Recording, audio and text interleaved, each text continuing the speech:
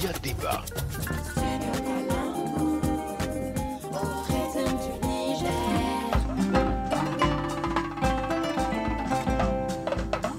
Mesdames, Messieurs, bonjour et bienvenue à ce débat public, une coproduction de Studio Kalangu au Niger, Studio Yafa au Burkina Faso et Studio Tamani au Mali, 3 médias de la Fondation Hirondelle. Aujourd'hui, notre débat a pour thème quel avenir pour l'Alliance des États du Sahel. Il se fera en 2 tranches, une première partie qui se déroulera en 45 minutes en compagnie d'invités sur le plateau et une deuxième partie de 45 minutes avec le public. Je suis Sekou Gadjigo de Studio Tamani au Mali avec moi pour co-animer ce débat. Aimé Roland Ouedraogo de Studio Yafa et avec le public Rafika Atayer de Studio Kalangu du Niger. Un public composé d'étudiants mais également de journalistes. Bonjour Rafika. Bonjour cher public, merci d'avoir fait le déplacement. Merci à vous aussi, chers invités. Je le disais tantôt, le 16 septembre 2023, le Mali, le Burkina Faso et le Niger signent la charte du Liptako Gourma et créent l'Alliance des États du Sahel AES. L'objectif de cette union est d'établir une architecture de défense collective et d'assistance mutuelle. 2 mois plus tard, la première réunion des experts des pays membres de l'organisation se tient à Bamako. À l'issue de la rencontre, les participants recommandent de renforcer la coopération entre les États membres dans le domaine des transports, de l'énergie, de l'industrie, entre autres. Quelques jours plus tard, les ministres des Affaires étrangères de l'AES se réunissent à Bamako. Au sortir de cette rencontre, ces derniers recommandent la création d'une confédération. Quel avenir pour l'AES, l'Alliance des États du Sahel? Studio Tamani et Studio Kalangu et Studio Yafa posent le débat ici sur le site du Festival Ogobanya. Pour répondre, nous avons 3 invités. Cheikh Oumar Doumbia, analyste politique, Célia Dalmeida, journaliste, et Abdoul Wahab Diakité, président de l'Association des consommateurs du Mali.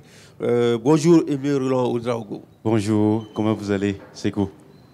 À peine créée, l'Alliance des États du Sahel voit grand déjà une zone monétaire commune, une confédération, une banque d'investissement, l'analyse des ambitions de l'organisation dans ce reportage signé ici par Emirana Kiloumaïga de Studio Tamani au Mali.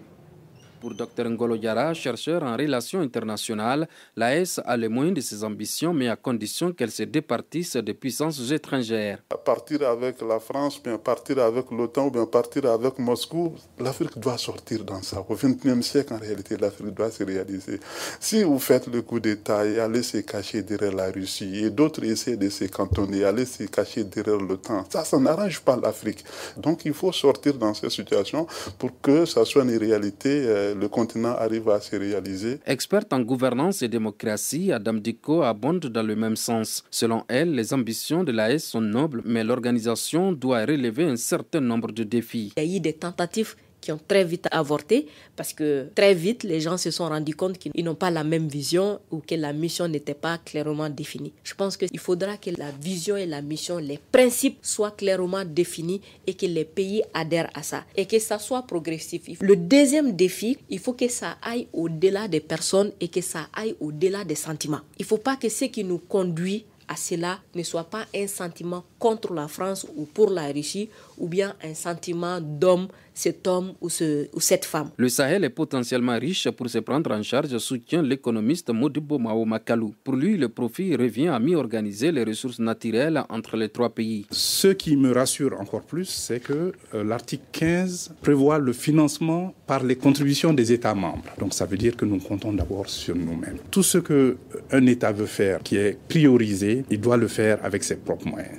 Si vous prenez le Mali et le Burkina, ce sont les 4e et 5e plus gros producteurs d'or en Afrique. Le Niger fait partie des 5 plus gros producteurs d'uranium au monde. Le juriste Issouf Roger Février recommande de développer des solutions qui permettent de moins importer. Pour cela, il propose de mettre l'accent sur les filières porteuses. Aujourd'hui, pourquoi les pays occidentaux nous menacent avec leurs sanctions ou bien d'autres organisations de la sous-région? Parce que nous, on importe tout. Tout ce que nous mangeons, on importe. Donc, on doit aller vers la mécanisation de nos agriculteurs déjà, vers la formation de nos jeunes, vers la professionnalisation de nos jeunes dans tous les domaines. Il ne faut pas que nous ayons des diplômes dans des domaines qui ne rapportent pas. On doit aller avec des domaines ou bien des filières professionnelles pour que les jeunes puissent aller dans les champs. Selon ces spécialistes, les États de l'Alliance pour le Sahel ont suffisamment de ressources minières et de grands potentiels économiques pour honorer leur engagement sur le plan du développement économique.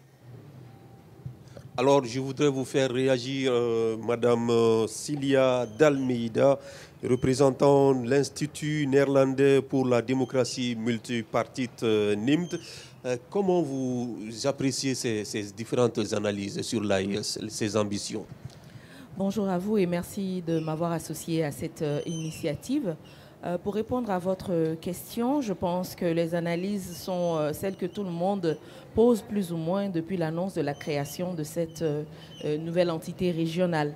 L'Alliance des États du Sahel répond aussi à une dynamique qui est en cours dans notre zone, qui veut que les États veulent réunir, mettre ensemble leurs capacités. Il faut rappeler qu'au départ, c'est une alliance qui a une vocation de défense. Et si on regarde les défis auxquels ces trois pays sont confrontés, il allait de soi qu'ils se mettent ensemble pour mettre ensemble leurs efforts, leurs compétences, leurs capacités, leurs moyens aussi techniques pour faire face à la menace extrémiste, djihadiste, etc. Donc je pense que il y a beaucoup d'attentes qui sont nées aussi de la création de cette AES. Vos différents intervenants le disaient tout à l'heure. Il y a des demandes économiques, l'emploi, l'autosuffisance alimentaire, etc. Et comme l'une des intervenantes, je pense que c'est la directrice de la JICAD le disait, il faudra définir très clairement, dès le départ, quels sont les enjeux, quels sont les potentiels et les capacités aussi, et le calendrier de déploiement de ces différents domaines-là. D'accord. Et mais si vous avez... Je pense que nous allons rapidement faire un tour de table en donnant la parole à M. Abdoul Wahab Diakité. Vous êtes vice-président de l'Association des consommateurs du Mali. Votre avis sur ce reportage? Bon, en fait, merci bien. Je voudrais d'abord dire que l'Association des consommateurs est un réseau qui travaille conformément au principe directeur pour la protection des consommateurs édité par les Nations Unies. Donc nous avons des droits et ces droits-là, toute association de consommateurs, que ce soit ceux du Niger ou du Burkina, nous travaillons tous pour ce respect. Bon, en ce qui concerne l'analyse, je suis parfaitement d'accord, mais je voudrais juste ajouter qu'il ne faudra pas que ce soit une alliance circonstancielle. Parce que c'est ce qui est extrêmement important. Et avec une alliance circonstancielle, c'est sûr que nos droits ne seront pas respectés. Alors que dans tout regroupement, nous voulons juste que nos droits soient respectés. Et également, on parle de ces analyses. Pour que ces droits soient respectés, il y a un préalable, une vision commune, une mission commune, et également une lutte sans merci et déterminée contre la corruption à ciel ouvert. Parce que ce qui est sûr, sans cette lutte-là, nos droits également ne seront pas respectés. Et également, bon, que les dirigeants également se reconnaissent en leur état pour éviter les erreurs qui ont été commises dans le cadre de la CEDEAO, bon, sur lesquels effectivement toute la communauté avait un espoir depuis l'élaboration du plan de Lagos.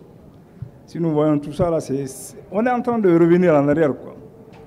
Donc, si nous parvenons quand même à renoncer à nos privilèges individuels au profit des privilèges des communautés, c'est sûr que l'Alliance là pourra avoir un avenir certain. Sans cette lutte, nos droits ne seront pas respectés. Est-ce que M. Cheikh Omar Doumbia, vous êtes analyste politique, partagez-vous les mêmes avis que vos prédécesseurs? Pas vraiment. Je pense que M. Diakité a touché quelque chose de très important. C'est une dynamique qui a déjà existé. La CEDEAO est née dans de pareilles circonstances.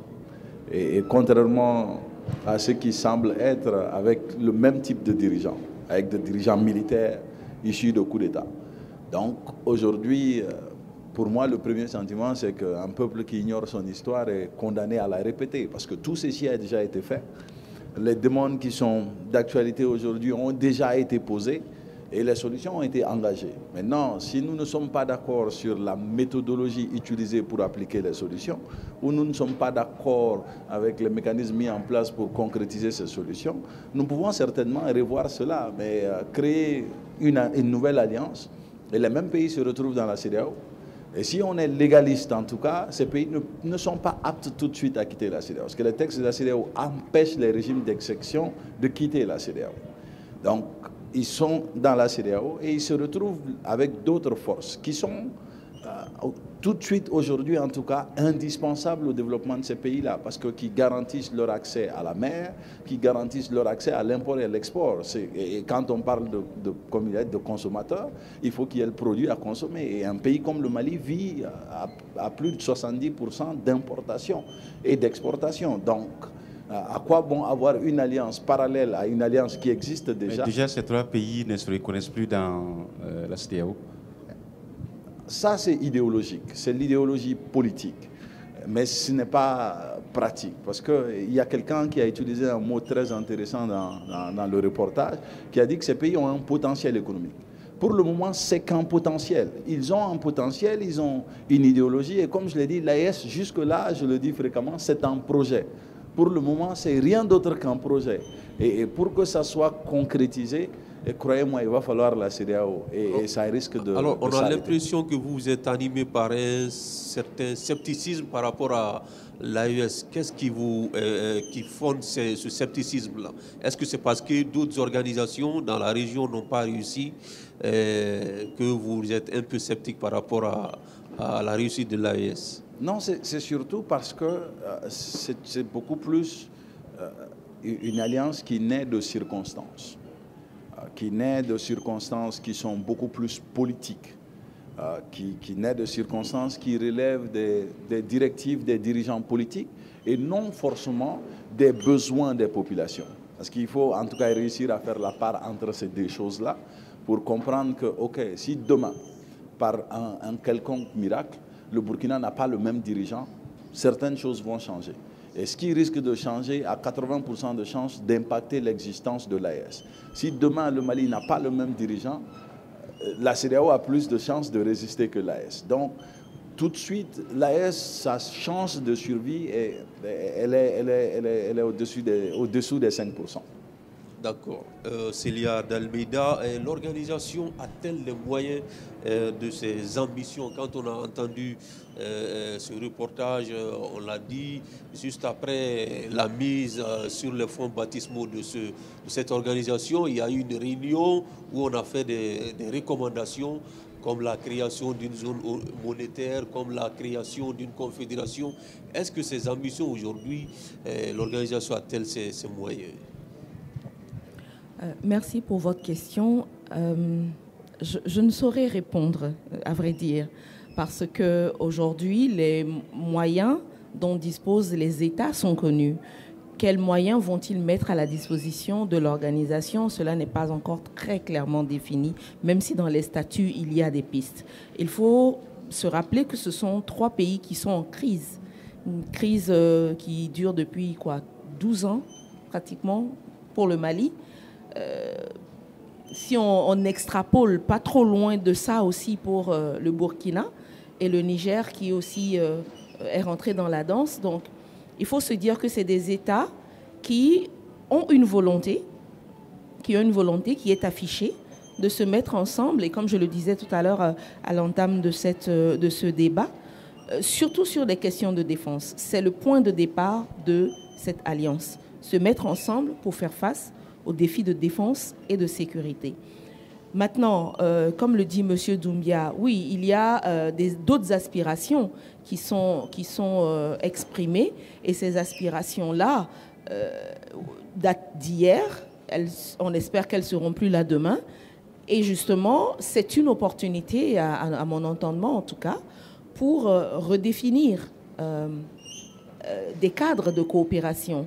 La CEDEAO, il l'a évoqué tout à l'heure, existe depuis une quarantaine d'années, a fait ce qu'elle a pu, mais aussi a eu des insuffisances.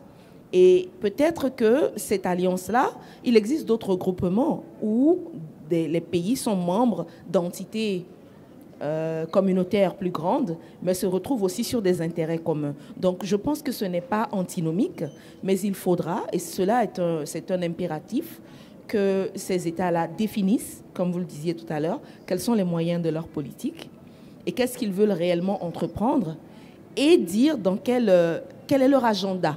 Parce qu'on ne peut pas dire, par exemple, que l'AES va l'année prochaine fournir des emplois aux jeunes du Mali, du Niger, du Burkina Faso. Ce serait utopique. Mais s'il y a une volonté et que cette volonté peut se traduire par les actes, il faudra aussi dire dans quelle échéance et comment on entend mobiliser des ressources pour y arriver, en rappelant que le point de départ et le besoin premier exprimé est un besoin de travail sur les questions de défense et de sécurité. Ok.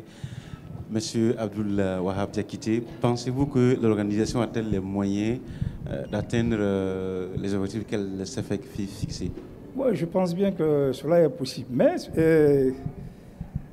comme l'a dit M. Doumbia, oui. les critiques en tout cas les analyses de M. Doumbia constituent un défi pour les experts des trois pays. Parce qu'il a fait une analyse réellement scientifique. Et ce sont les experts maintenant, ces trois pays, qui doivent prendre ça en ligne de compte pour faire en sorte que les besoins, je le dis, je suis là en tant que consommateur, que nos besoins soient satisfaits. Et ce besoin ne pourrait jamais être satisfait si les experts travaillent sur un seul contexte. C'est-à-dire chacun travaille en ayant à l'idée uniquement son pays. Là, c'est déjà un échec. Et je comprends bien l'analyse de M. Doumbia dans ce sens-là. C'est pourquoi il parlait de plus de résilience au niveau de la CEDEAO. Effectivement, quand nous étions à l'école encore, mon professeur d'économie me disait que si l'Afrique voulait se développer, forcément, elle est obligée de mettre en œuvre le plan de Lagos. Mais malheureusement, tel n'a pas été le cas. Si aujourd'hui, avec des militaires, un nouveau contexte a été créé, donc c'est à nous, c'est-à-dire aux experts maintenant maliens, burkinabés et nigériens, de tirer toutes les leçons pour faire en sorte que les attentes des communautés soient satisfaites. Parce qu'en réalité, personne ne peut aujourd'hui douter des potentialités. Est-ce que ces potentialités-là seront utilisées à bon escient pour la communauté? Voilà des questions. Sinon, en réalité, les communautés sont déjà en avance par rapport aux dirigeants.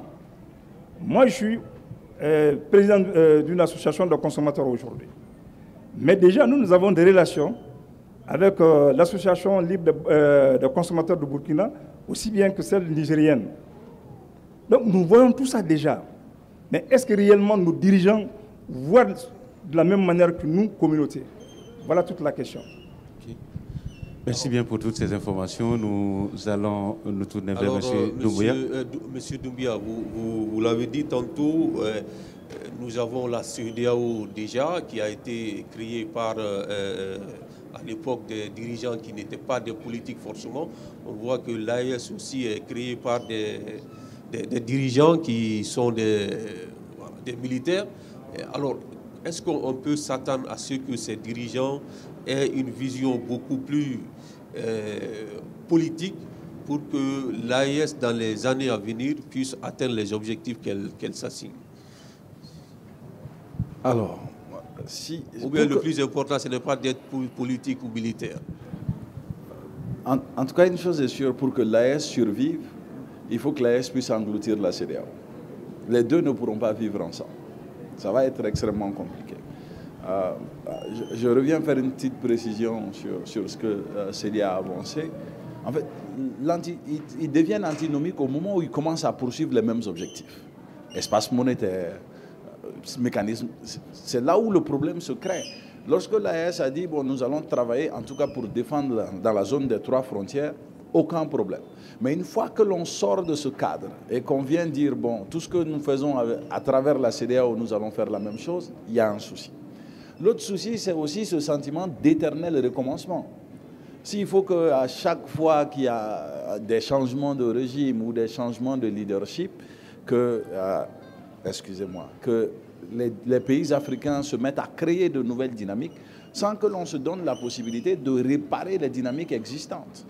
Les choses qui ont conduit le Mali, par exemple, à se fâcher avec la CEDEAO sont des choses qui sont arrivées à presque tous les pays de la CEDEAO. Les gens, par exemple, au Niger, on a craint l'intervention militaire. En Côte d'Ivoire, la CEDEAO est intervenue militairement pour déloger un président, avec des contingents maliens, nigériens, burkinabés dedans. Les sanctions dont on parle en 2011, la CEDEAO a sanctionné de la même façon la Côte d'Ivoire, de la même façon d'autres pays. Donc, ce n'est que les règles. Et en face des règles, on ne peut pas simplement dire, bon, je quitte la table et je vais créer une nouvelle table qui est beaucoup plus flexible et beaucoup plus adaptée à ma condition. Il faut pouvoir dire, d'accord, en cas de ceci, il y a des protocoles additionnels à la charte de la CEDEAO. Les protocoles additionnels, c'est quand nous comprenons que ce que nous avons mis en place n'a pas prévu certaines circonstances, et quand ces circonstances arrivent, il faut travailler maintenant à mettre en place un mécanisme qui puisse répondre à ces cas-là. Et je pense que ça, ce serait beaucoup plus propice, quelle que soit la nature du dirigeant, quelle que soit sa nature, qu'il soit militaire, qu'il soit politique. Le plus important, je pense, reste le bien-être des populations.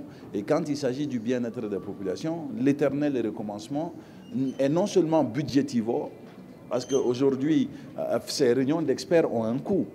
Rien que pour arriver à avoir la clarté de la vision, on met beaucoup plus d'argent. Alors qu'aujourd'hui, la CEDEAO est engagée dans une dynamique qui est beaucoup plus africaine, qui va dans le sens de l'agenda 2063 de l'Union africaine, qui tient en compte absolument de tout ce que moi, en tout cas, j'ai pu lire dans les documents de l'AES. Quand on parle de monnaie commune, l'agenda 2063 parle de monnaie commune pour toute l'Afrique. Quand on parle d'espace commun, l'agenda 2063 parle d'un espace de passeport déjà de zone, puis de passeport africain, et avec des pays comme de l'Afrique de l'Est aujourd'hui qui sont en train d'ouvrir les frontières à tous les Africains. Je pense que ce n'est pas nécessaire d'à la fois engager des ressources humaines et financières dans une voie qui existe déjà, qui peut certainement avoir besoin d'être améliorée, mais qui existe déjà. Alors nous allons partir pour notre second élément de ce débat avec Aimé Ouedraogo. Effectivement, l'ambition ne suffit pas, mais il faut avoir les moyens de l'atteindre. Pour le journaliste et spécialiste du Sahel, Seydik Abba, l'Alliance des États du Sahel peut être confrontée à de nombreux défis. Il est introduit par Rafika Attaher. On l'écoute. Le défi le plus important pour l'Alliance des États du Sahel est un défi logistique, est un défi en termes de ressources financières, en termes de ressources humaines. Aujourd'hui, compte tenu de l'environnement de ces pays, ils peuvent être confrontés aux difficultés de ressources financières particulièrement. C'est un vrai défi pour ces pays de pouvoir mobiliser des ressources pour travailler ensemble. Il y a un deuxième défi, c'est de pouvoir s'élargir à d'autres pays, c'est de pouvoir s'élargir à ces pays du Golfe de Guinée pour travailler ensemble. Il y a un troisième défi, c'est le défi en termes de ressources techniques, des ressources d'équipement. Aucun de ces pays aujourd'hui n'a suffisamment de moyens sur le plan de l'aviation légère de combat. Mais malgré tous ces défis qui se posent à cette alliance des États du Sahel, si elle réussit à montrer qu'elle-même elle a de la volonté, les autres partenaires vont pouvoir l'accompagner. Et le piège pour l'alliance des États du Sahel serait de considérer que la menace sécuritaire et militaire, il faut à côté des moyens militaires et sécuritaires, la question du développement, de la gouvernance, de la cohésion, de l'intégration des populations pour avoir une réponse aux défis sécuritaires au Sahel. Alors, Célia d'Almeida, partagez-vous cette lecture de Seydik Abba concernant les défis de l'Alliance ? Oui, on peut dire que je la partage parce que, comme disait M. Doumbia tout à l'heure, les États qui composent l'AES, et il est écrit dans les statuts qu'elle peut s'élargir effectivement à d'autres pays, et ça pose, oui, la question de la viabilité de cet ensemble-là, avec les ressources qui existent, on l'évoquait tout à l'heure, avec les ressources qui existent, avec une volonté affichée, certes, mais des contingences voilà, des contingences, un contexte économique qu'il ne faut pas nier, qui ne va pas s'améliorer. On voit ce qui se passe dans le monde entier. Hein. La zone du Sahel n'est pas une zone d'exception. Et on peut se dire que, pour revenir à la question de l'ensemble régional par rapport à la CEDEAO, que c'est peut-être aussi un moyen de permettre à la CEDEAO aussi de se remettre en question. Peut-être qu'avec tous les défis qui appartiennent à toutes les organisations régionales, comment faire en sorte que les regroupements soient ceux des peuples et non ceux des dirigeants. Voilà, comme il l'a dit, hein, ça va être l'éternel recommencement si le cadre dès le départ n'est pas clairement posé. Je pense que c'est aussi une opportunité de dialogue. Pour nous, au NIMD, dont l'ADN est la promotion du dialogue politique inclusif, nous pensons que l'AES est une opportunité pour les dirigeants de la région et pour les dirigeants de la région et ceux d'autres entités comme la CEDEAO, l'Union africaine, etc., de reposer de nouvelles bases pour cette intégration régionale que nous voulons, qui n'est pas seulement militaire et qui ne serait pas seulement économique non plus. Parce que la CEDEAO, on est arrivé à dire oui, mais c'est une entité économique, elle n'a pas à se mêler des affaires politiques. Nous voyons bien que non, l'un ne va pas sans l'autre. Donc il va falloir que nos dirigeants s'asseyent et se parlent et redéfinissent les bases sur lesquelles nos entités régionales doivent fonctionner. Je pense que c'est une étape indispensable pour que cette confiance-là qui s'est effritée des populations elles-mêmes à l'endroit des entités régionales. Si on voit que les Maliens, les Burkinabés et les Nigériens applaudissent aujourd'hui l'AES, c'est parce qu'il y a eu une cassure de la confiance vis-à-vis de la CEDEAO pour tout ce qui s'est passé au cours des 2 dernières années. Donc je pense qu'il y a une nécessité de discuter, de s'asseoir et de se poser les bonnes questions sur les objectifs qui sont communs, sur la question de la souveraineté. Le Mali célèbre sa souveraineté retrouvée, mais part dans des entités régionales. Comment est-ce qu'on gère ça dans notre souveraineté? Est-ce qu'on va arriver à un moment où on va devoir la renier? Il y a énormément de questions qui se posent, mais je pense que le Mali, en tant que pionnier du panafricanisme, ne peut de toute façon pas se dédire. Hein, et c'est pareil pour le Burkina Faso et le Niger, par rapport à cette volonté de faire partie d'un ensemble plus grand qui va au-delà des intérêts circonstanciels et circonstanciés des pays et avoir une vision d'une Afrique qui est une et qui travaille au bien-être des populations. Monsieur Diakité le disait tout à l'heure, il faut que la population, le bien-être de l'humain africain, malien, nigérien, burkinabé, reste au centre des préoccupations. Justement, Madame Célia, est-ce que ce n'est pas en voulant intégrer plusieurs pays que le problème se pose? En voulant élargir l'AES, oui. Bon, c'est une question de vision. C'est une question de vision. Et comme on le disait tout à l'heure, plus on est nombreux, plus on est fort. C'est ça l'idée. Maintenant, il faut aussi se poser la question de la viabilité d'un ensemble où les réalités sociales, culturelles, les réalités sécuritaires, même si la menace est en train de s'étendre malheureusement vers ces pays côtiers-là, et il y a de véritables questionnements. Il y a de véritables questionnements auxquels il faudra répondre et qui vont être le soubassement de la viabilité de cette entité, de cette nouvelle entité régionale. La question de la défense et de la sécurité nous semble aujourd'hui celle qui est la plus mise en avant. Et peut-être que, comme on parlait d'échelonnement tout à l'heure, qu'il faudra peut-être mettre des étapes et travailler sur les problèmes les uns après les autres, en espérant qu'entre-temps, la question de la confiance, de la rupture de dialogue soit réglée et que l'on puisse se parler en tant que pays appartenant à une même, c'est comme on l'a dit pour la CEDEAO, une même communauté de destin. Merci. Alors, Monsieur Wahab Diakité, vous en tant que président de l'association des consommateurs, au-delà de tout ce que vient de dire notre analyse, mais ce que vient de dire également Célia d'Almeida, pour vous, quels peuvent être les autres défis de l'AES? Bon, en fait, avant de répondre à cette question, Il faudra d'abord souligner un aspect très important. Quand on parlait des protocoles additionnels au niveau de la CEDEAO. Mais nos dirigeants se sont servis de ces protocoles additionnels pour abuser de la chose publique.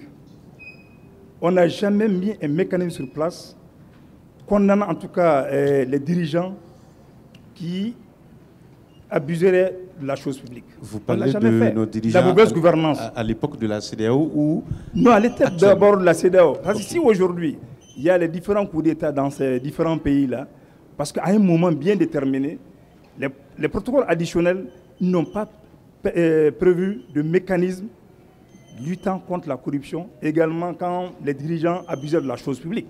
On n'a jamais mis ça dans les protocoles additionnels. Donc aujourd'hui, finalement, le politique a cru, une fois arrivé démocratiquement au pouvoir, on pouvait tout faire. C'est ce qui a amené ces différents changements-là. Bon, nous, en tant que consommateurs, qu'est-ce que nous voulons? D'abord, la sécurité. Ça, c'est le premier droit des consommateurs. Et effectivement, autour de cela, on n'en discute pas. Deuxièmement, nous luttons carrément contre la corruption. Parce que c'est la corruption qui fait en sorte que nous, c'est-à-dire le droit à la satisfaction des besoins essentiels ne peut jamais être satisfait tant qu'il y a la corruption. C'est impossible. Parce que quand on parle de biens essentiels, le droit à l'électricité, à l'éducation, à la santé, etc., etc. Mais je vois bien que dans ces différents pays-là, il y a en tout cas des actes qui sont posés. Des actes qui sont posés et qui rassurent un peu. Je dis qu'ils rassurent un peu, mais qui ne rassurent pas totalement parce qu'il faut aller jusqu'au bout. L'autre jour, le président Traoré disait qu'il avait échoué dans le cadre de la lutte contre la corruption. Et également au Mali, on a... C'est que dans l'OTAN, on disait que l'ASCOMAN était un parti d'opposition dans la mesure où on avait toujours demandé de faire l'audit financier et administratif de la société d'énergie. Et on a même eu à adresser une correspondance au défunt président en 2015 en lui disant qu'attention, ils sont en train de nous amener sur une fausse piste en nous disant que le coût de production c'est 200 francs et puis le coût de vente c'est 80. Non, il y a autre chose là-dedans. Mais aujourd'hui, ces actes-là, on est en train de les prendre tout doucement. Donc aujourd'hui, est-ce que nos dirigeants-là seront prêts à renoncer à leur avantage individuel au profit des communautés? Parce que déjà, les communautés sont sur la base de l'Union. Si les dirigeants de la CEDEAO n'avaient pas dévié, c'est sûr qu'en 2020 déjà, il y aurait eu la CEDEAO des communautés. Mais tel n'a pas été le cas. Aujourd'hui, quelle tracasserie nous avons en traversant juste les pays de la CEDEAO. Et nous, consommateurs, notre défi, c'est de faire en sorte que, moi, en tant que Malien, quand je vais au Burkina, les postes de contrôle, les postes de sécurité ne se transforment pas en postes de contrôle. Que j'ai la possibilité de circuler librement au Burkina avec mon assurance d'ici, qui ne sera pas renouvelée trois fois seulement. C'est ça d'abord la libre circulation des hommes et des biens. C'est ce que nous attendons. Voilà. D'accord. Alors nous allons parler à présent de l'avenir de l'AES. Quel avenir pour cette organisation? On sait que plusieurs organisations ont précédé l'AES dans la région, mais la plupart a été un échec. Alors quel avenir pour l'AES? Martin Kaba du studio Yafa au Burkina Faso a tendu son micro à Blaise Kientega, journaliste et analyste politique burkinabé. Nous l'écoutons. Je pense que l'AES est une bonne chose parce que déjà on va effacer les frontières, ça va permettre au pays donc de circuler, des armées de circuler librement donc dans les zones des trois frontières et ça va de mon point de vue permettre de résoudre la question du terrorisme. Si on a des mécanismes qui facilitent la mise sur pied donc d'un certain nombre d'outils, de développement, parce qu'on sait aussi que ce n'est pas seulement sous le plan militaire qu'on va résoudre le terrorisme. Il y a aussi l'aspect de la diplomatie, parce que les groupes armés ne sont pas des individus isolés. Il y a des gens certainement qui financent, il y a des gens qui sponsorisent donc leurs actions. Sous le plan diplomatique, ça va être important. Et sous le plan du développement, plus la population sera au travail, plus il y aura des investissements structurels, il y aura le retour de l'État dans certaines zones, mieux les terroristes auront du mal à recruter donc substantiellement du personnel. Donc moi je pense que ces trois éléments combinés de la LES peut être une bonne perspective pour donc les trois pays. Alors, Cheikh Oumar Doumbia, est-ce qu'on peut dire que dans le domaine sécuritaire, l'AES peut réussir, mais dans les autres domaines, ça laisse en tout cas, ça donne à réfléchir pour le moment? Alors, la réussite actuelle est militaire, elle n'est pas sécuritaire. La différence, elle est claire. Parce que réussir des opérations militaires, je pense que le président de la transition malienne a même été beaucoup plus spécifique sur ça. Quand il dit que nous menons des opérations militaires, et c'est ces opérations militaires que nous réussissons. Mais en termes de sécurité, la sécurité, elle est humaine. Elle inclut des notions qui sont d'ordre de développement, d'accès à l'éducation, d'accès à la santé, d'accès à tout ce qui est développement socio-commun de base. Et tout de suite, dans ces zones-là, ce n'est pas le cas. Au Mali, on parle de plus de 11 000 écoles fermées. Donc la sécurité humaine, en tout cas, nous ne l'avons pas encore atteint et il nous reste beaucoup à faire sur ce champ. Justement, il y travaille. Bon, je ne juge pas ce qui est en cours. On ne peut pas analyser ce qui est en cours, on analyse ce qui est fait. Donc, en tant qu'analyste, je ne peux que parler de ce qui est fait. Ce qui est fait, c'est que des opérations militaires ont été conduites avec succès dans la zone des trois frontières, et cela est indéniable. Mais la question de sécurité, c'est une toute autre question, et je pense qu'on aura le temps d'observer cela. Mais il ne faut pas non plus sauter une étape et dire que bon, la sécurité est en train d'arriver où elle est là, alors que ce n'est pas le cas. L'autre chose qui est importante par rapport au protocole additionnel, il y a un jeu politique très difficile à jouer à ce niveau. Le jeu politique est complexe. C'est complexe non seulement pour la CEDEAO, mais pour toutes les organisations qui sont internationales.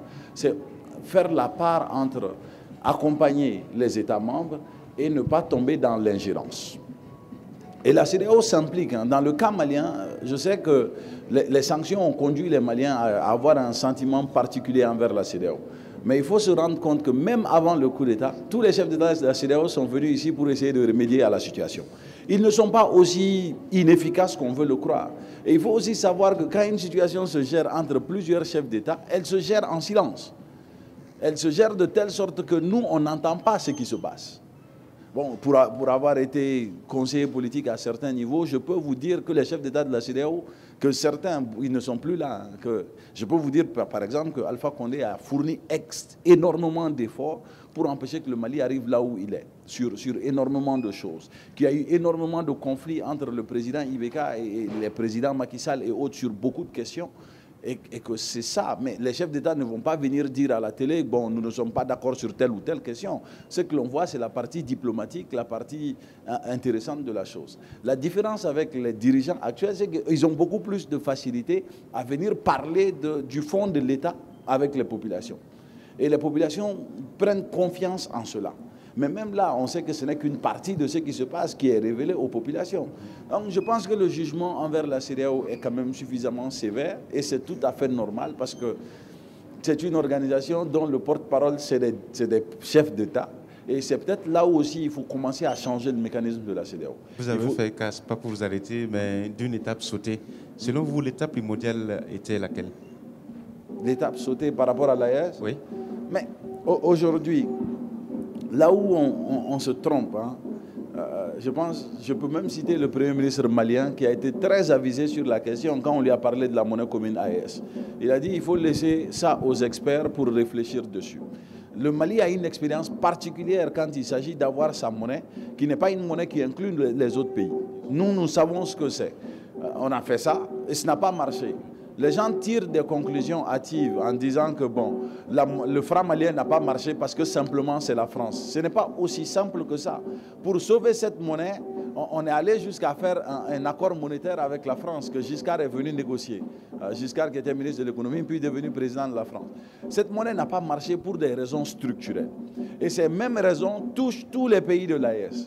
Donc si l'AES aujourd'hui a une monnaie, et qu'elle va devoir commercer à travers ses États voisins qui ne sont pas forcément ouverts à ça, une alternative aurait été ce que le Maroc a proposé. Mais on a très vite vu l'Algérie et la Mauritanie dire non.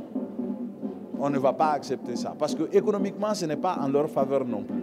Donc je pense que réellement, il y a ce que l'on veut, il y a ce que la géopolitique nous impose et dont il faut tenir compte. Donc, c'est une bonne idée, c'est un joli projet, mais je pense politiquement, en tout cas, ça va être très difficile à vivre. Madame Célia, si vous partagez les mêmes avis que M. Doumbia. Je dirais que on parle des défis et de l'avenir. Et il n'existe pas d'entité ou de pays sans défis. Ceux de la région du Sahel, encore plus que d'autres, parce que longtemps restés sans s'ouvrir sur les questions de développement, sur les questions d'endogénisation de la démocratie, etc. Et aujourd'hui, je pense qu'il y a une opportunité de faire différemment, une opportunité d'écouter les désirs, les aspirations des populations et de faire différemment. Je voudrais voir la chose sous cet angle-là. Et peut-être dire que l'avenir de l'AES, mais et de la CEDEAO et même de l'Union africaine va dépendre aujourd'hui de la transformation de ces aspirations, de la concrétisation de ces aspirations, de quitter le champ du discours politico-politique. Et il y a au niveau CEDEAO, au niveau Union africaine, des pistes, des actions. On parle de la ZLECAf au niveau de l'Union africaine. La CEDEAO est très avancée, au point que d'autres entités régionales nous envient l'intégration économique de cette zone. Donc, il me semble que la création de l'AES vient un peu rebattre les cartes et donner peut-être au Mali, au Niger et au Burkina Faso et peut-être à d'autres pays qui les rejoindraient une opportunité de faire bouger les lignes et de montrer que la politique, la sécurité, le développement peuvent se faire autrement. On parlait de protocole additionnel tout à l'heure. Là, il y a un protocole additionnel sur la gouvernance et la démocratie au niveau de la CEDEAO. Mais comme le disait M. Doumbia tout à l'heure, ce sont les chefs d'État qui ont freiné. Et je ne vais pas dire les noms des chefs d'État qui ont freiné, mais certains ont aujourd'hui du poids dans le dossier du Sahel. Donc, il y a aussi beaucoup d'intérêts. Je parlais de souveraineté tout à l'heure. Oui, on veut se mettre ensemble, mais les États ont des intérêts particuliers. Donc, il va falloir réussir à mettre tout ça en musique, à faire en sorte qu'on passe d'intérêts nationaux à une vision qui est réellement régionale et de mettre ensemble les trois États du Sahel central pour travailler n'est pas quelque chose de non pertinent. Nous, au NIMD, nous avons une coordination Sahel. C'est pour vous dire que c'est des États qui sont confrontés à un même type de problème, qui ont une volonté de se mettre ensemble pour travailler. Maintenant, saisir cette opportunité, comme je le disais tout à l'heure, de cette aspiration qui est exprimée par les populations, qui rejettent un certain type de fonctionnement, qui aspirent à une autre façon de faire les choses. Justement, et proposer une nouvelle donne. En compte l'aspiration des populations, M. Diakité a fait cas de la Avec votre permission, je pense que la première partie de l'émission est presque terminée. Nous n'avons qu'une minute. Peut-être donner la parole à M. Wahab Berté, le représentant de Wahab Diakité, représentant de l'association des consommateurs. Quel peut être l'apport de la population, des populations pour cette réussite de l'AES en 2 mots? En 2 mots, maintenant le problème revient. Parlez dans le micro. Aux experts. Le micro. Le problème revient maintenant aux experts et aux communautés représentées par les associations de consommateurs. Pour vous dire déjà que nous avons en vue d'organiser une rencontre au Burkina. Et très prochainement, nous verrons au Mali le ministre des Affaires étrangères, le ministre du Commerce et de l'Industrie, et également le ministre de l'Économie, par rapport à cette rencontre-là, pour dire que réellement, c'est un tournant irréversible Donc cette fois-ci, les populations vont contraindre les dirigeants à ne plus dévier. D'accord. Cela est bien compris. C'est ce qui met fin à cette première partie de ce débat que vous pourrez suivre la deuxième partie demain, Inch'Allah, sur nos antennes. Merci à nos invités et tout de suite place au débat avec le public.